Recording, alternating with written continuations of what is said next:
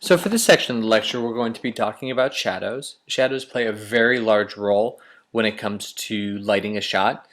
Um, they Shadows do a wide variety of things. They define spatial relationships. They can be a tool uh, for the visual structure and in composing the scene and directing the viewer's eye. Um, Shadows can also imply off-screen action taking place.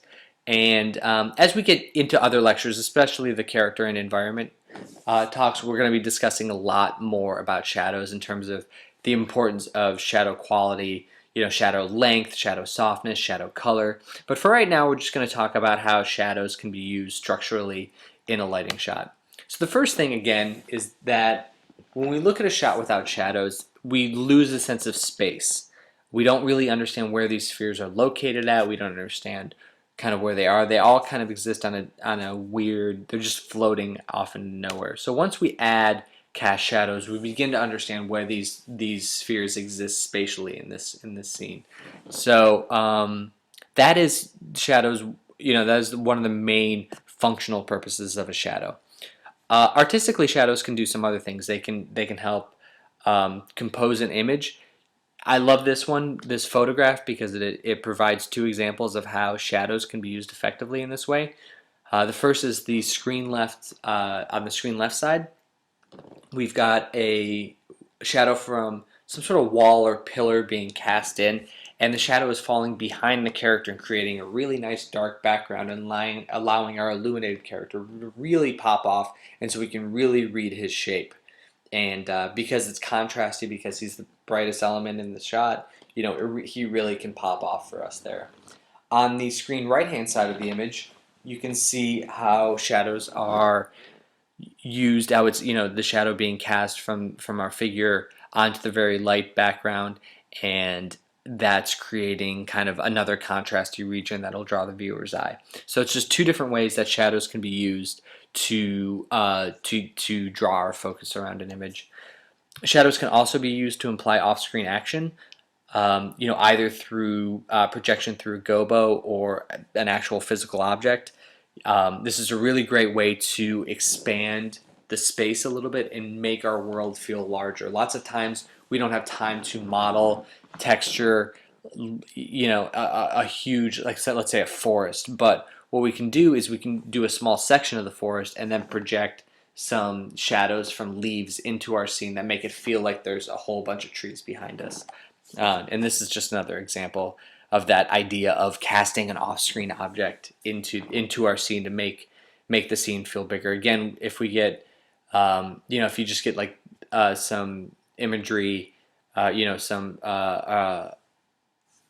footage of people walking in a crowd, we might be able to project an alpha channel of that through a gobo map, and it just saves us from modeling a whole bunch of people or something like that to add to our scene. So I'm going to jump over to Maya now and just show you guys some, how to get shadows set up. Basically, I've got a little scene here. It's just a pipe on a plane, and with a spotlight up to the screen left side. And basically, we're just going to create a shadow that falls on the opposite side of where the light position is. And the first type of shadow I'm going to show you guys is a depth map shadow. And again, these aren't specific to Maya. These can be found in almost any software package. So we'll go ahead and we check the use depth map shadow button, and we render, and we see right away that we're getting some cast shadows. There's a shadow being cast inside here, also along the ground. But the first thing that you'll notice, almost immediately, is that there's an aliased edge all around this shadow. That's because what a depth map shadow is, it's a image that is generated from the position of the light, and that image will help the renderer define where to put shadows and how the shadows will look. So the thing about it is, by default, the resolution of the image that's created is a 512 pixel by 512 pixel image. Most of the time, that's going to be small and leave your it's just kind of a low quality default setting. So more often than not, we're going to have to raise this up. until we start to see it tighten up a little bit.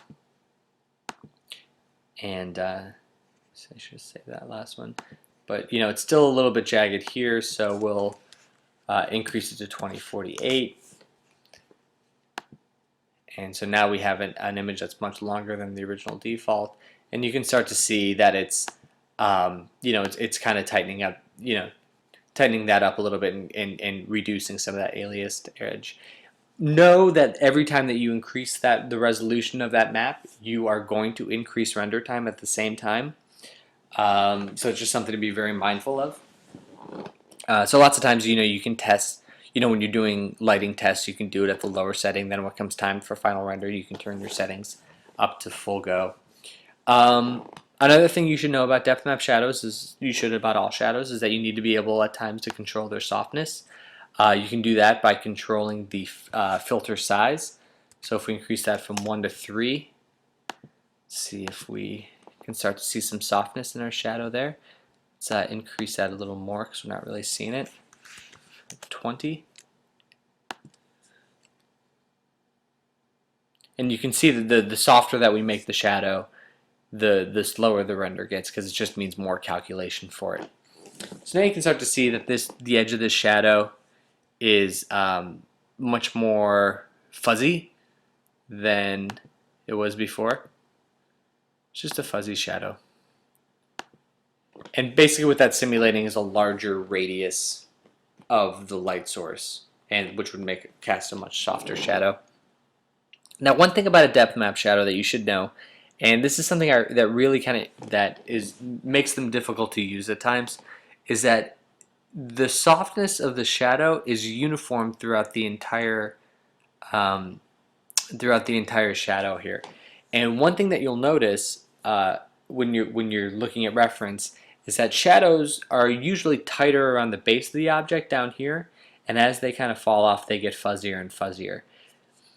Depth map shadows do not replicate that. They just kind of know one amount of blurriness, and that's kind of one of their limitations. The next type of shadow, ray trace shadows, won't actually do that. If you scroll down here more, you can uncheck depth map shadows and check use ray trace shadows. And the thing is that out of the box, a ray trace shadow won't work with Maya Software Render. What you'll have to do is open up the render settings, go over to Maya Software, scroll down to ray trace options, and select ray tracing. Once that's done, you can, ray trace shadows should start to show up here. So same thing with ray trace shadows. There's going to be two main controls that you're going to want to use. There's the light radius that again increases the radius of light, which essentially softens the shadow. So we've got that one there. Let's go ahead and start softening this guy. And as you can see, this kind of exemplifies what we were just talking about. The shadow is now crisper here at the base, and it expands out and gets fuzzier as we go out. If we increase this light radius up very high, you can start to see where we're probably going to start getting some pixelation in the shadows. Yeah, it's getting a little noisy and gross up in here. So one of the things that we would do in that situation is we would increase our shadow rays. So the way a ray trace shadow, I should explain this, the way ray trace shadow works, where a depth map shadow will generate a map from the light position and base a shadow on the map that's generated from there. Ray trace shadows actually shoot rays of light, I guess, out of the lights, and allows it to bounce around a scene where it sees where it's intersecting with geometry, and will cast a shadow based on that ray. So when we increase the shadow rays, we're actually increasing the number of rays that are fired from the light source. And so the more rays that you fire, the higher the quality is going to be. But again, like increasing the depth map, the larger you increase that, the slower the render time is going to be, but it's going to be a higher quality. So that's kind of a big thing. So as you can see, this is slowing down quite a bit. Again, it's just something to be aware of. There's each shadow kind of has its own place in what we do. There's no necessarily right or wrong. I would say that more often than not, I would use ray trace shadows over depth map shadows. Again, just to avoid that limitation of not being able to have the varying softness going out from the base to the edge of the object. So I'm going to go ahead and kill this one because this one's taking a little bit too long. But one of the things that I wanted to show you guys as well is that there is a another type of shadow, just to make you aware of. There is this in Mental Ray. So this won't work in the Maya software render, but if you switch to Mental Ray, and we render this, let's just see. So just to get something to compare it to. So this is the way the ray trace shadow was before, or the ray trace shadow we had before is with Mental Ray. So we're going to go ahead and save this out. And now we're going to, along with the ray trace shadows, we're going to activate area light, an area light shadow. And what this does is it creates a larger, see, you can see it here. So without area light checked, it's just the normal spotlight, but with area light checked, we now have a slightly larger pane, the way that we would with the area light, to cast a larger, softer shadow onto the object. And we can actually change the shape of this. We can make it a disc, we can make it a sphere, we can make it a cylinder. Generally speaking, though, you're going to want to, you'll stick to disc or rectangle. And the resulting image, let's go back to this now. So this is what we had before. Let's save it. The resulting image should be, it's a good way to get a softer, easy, more graceful shadows to use it through the area light. So just something to play along with there. And again, like the area light itself, increasing the, scaling up the size of this area light casting shadow on the spotlight will actually increase the radius of light and allow the shadow to get a little bit softer. So just something to be aware of. And but as you can see, it's a little bit slower and a little bit more time consuming. So we'll just it's almost done here, and let's see, we can begin to look. Oh wait, gotta wait for it to finish. Sorry. But this is a good example of a lighter's life. You spend a lot of time staring at renders, waiting for them to finish. So not that abnormal.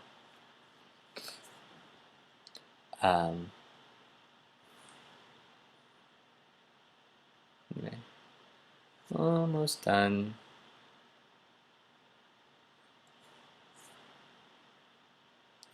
And yeah, so this, again, the larger the radius, the light, the softer the shadow is going to be.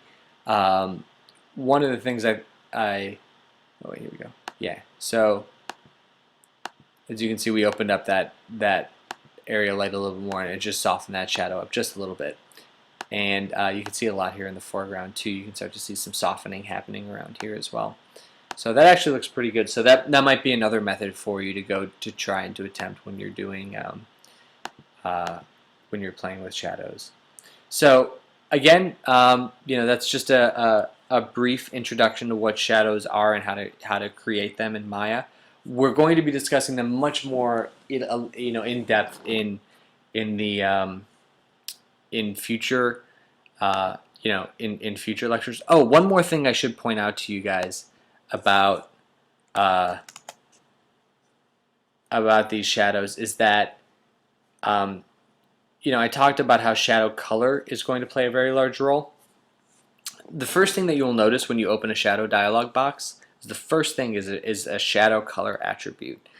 And you're going to say to yourself, you know what, I've seen pictures outside during the daytime, and I know when, during a bright sunny day, it's going to cast a kind of a bluish shadow in the shadow. The skylight's going to kind of come in, and it's going to be a bright blue sky, so I know that the shadows are going to be a little bit bluer. Oh, here we go, shadow color.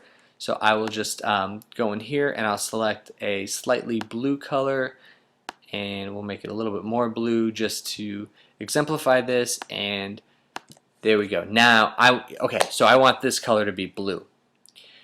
The problem with that is you create a problem, because now this shadow is blue, but what about the ambient shadow on the back side of this? Because all this does is controlling the cast shadow, not the self-shadowing element here. Uh, so what ends up happening is you create this disjointed edge between the shadow being cast on the ground and the object itself. So almost never, only in very bizarre circumstances, do I ever change the shadow color. Normally you're going to be adjusting shadow color with fill lights and skylights and that kind of thing.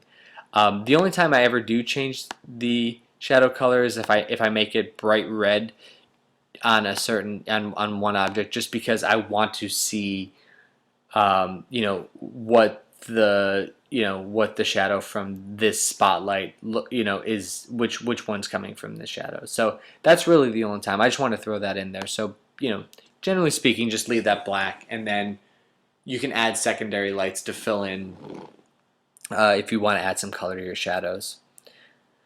So again, any questions, just make sure you add them to the site, and we will be more than happy to answer anything for you guys.